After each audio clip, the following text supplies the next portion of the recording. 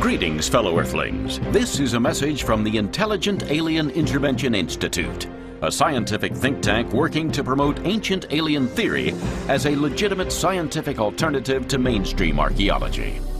Ancient alien theory states that thousands of years ago, extraterrestrial beings personally visited planet Earth and provided primitive man with advanced technology used to build the great civilizations of the ancient world. This claim is not based on any direct evidence, but rather on numerous gaps and anomalies found in the historical and archaeological records of those ancient civilizations. Since mainstream archaeology is unable to account for these obvious discrepancies with any direct evidence of their own, alien enthusiasts can confidently declare that intelligent beings from outer space directly intervened in human history. Consider the Great Pyramids of ancient Egypt. The largest structure is oriented precisely along Earth's cardinal directions. The north-south axis just happens to be the meridian that spans the longest stretch of land between the poles, and the east-west axis just happens to be the parallel that spans the longest stretch of land from east to west, perfectly dividing Earth's land masses into equal quarters. It's absurd to think that ancient man could have stumbled upon this precise location purely by accident. Even the pyramid's construction shows evidence of intelligent alien design. The largest structure is made from 2.3 million blocks of stone, each weighing about 5,000 pounds. According to archaeological records, the entire structure took 20 years to build, requiring ordinary men to excavate, shape, haul, raise, and place more than 13 of these massive blocks every hour around the clock for 20 consecutive years. How could primitive humans have done this without any dilithium crystals, lightsabers, or anti-gravity machines? Unfortunately, the scientific community overwhelmingly rejects our ideas. They don't seem to think that the problems with mainstream archaeology make our theories of intelligent alien intervention necessary or even plausible. But why should we listen to these so-called experts when most of them don't believe in aliens in the first place?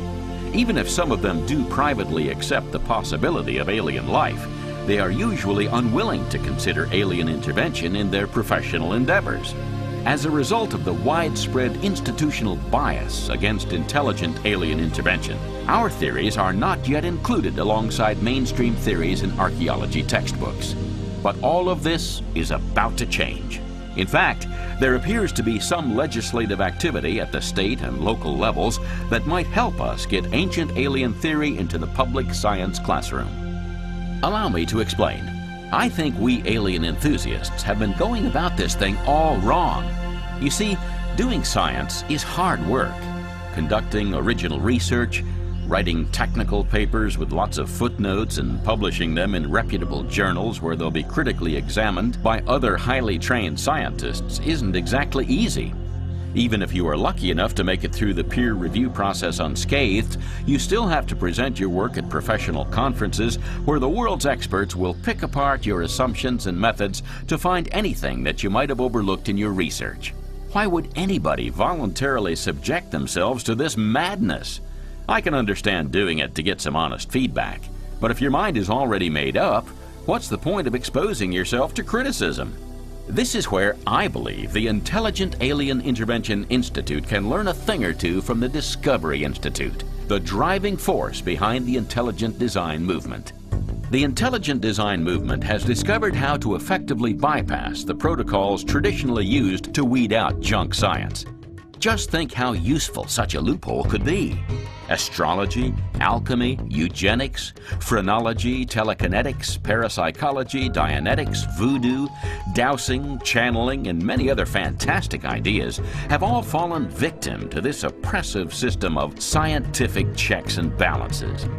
But if the intelligent design movement is successful in creating a shortcut to scientific legitimacy, then our fate will no longer be in the hands of the experts.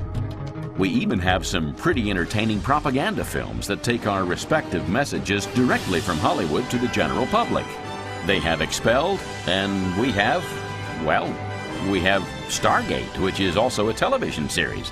But here is where I believe the intelligent design movement has the tactical advantage. Once it became clear that they couldn't convince the experts that their claims were scientific, they simply took science out of the equation. Without any new research to strengthen their case, they saw no good reason to keep doing battle with the scientific establishment, so they decided instead to pursue legal action. After all, you can get away with things in the courtroom that would never pass muster in the laboratory, where the evidence really does matter. These tactics are apparently working. In fact, the Discovery Institute has managed to convince a few high-level politicians to allow intelligent design theory into the public science classroom under the guise of academic freedom. This strategy is absolutely brilliant, considering the vast majority of scientists are much too smart to fall for the notion that gaps in our contemporary understanding of the past are sufficient grounds for ad hoc hypotheses like intelligent design and alien intervention.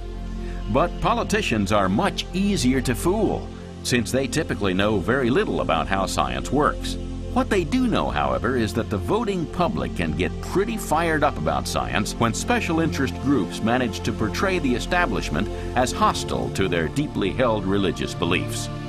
We alien enthusiasts might not have organized religion fighting on our behalf, but if the intelligent design movement succeeds in establishing fairness as the criterion used to determine how scientific consensus is reached, the public science classroom will be wide open to all sorts of alternative theories under the Equal Protection Clause. Just think, someday the institutional acceptance of ancient alien theory will not be a simple question of scientific merit, but one of academic freedom. Never again will we have to bother with scientific protocols. We'll simply have to convince a judge or a jury that we've been unfairly discriminated against, or that our students have a right to know both the strengths and weaknesses of mainstream archaeology, or that teachers should have the academic freedom to mention alien intervention as a possible explanation of those weaknesses. You've got to hand it to the intelligent design crowd for devising such a brilliant scheme. I have no idea how they came up with this on their own.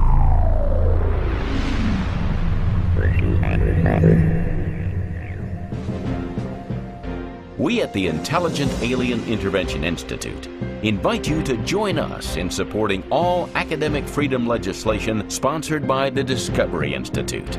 This could be the opportunity we've all been waiting for. Thank you for your time.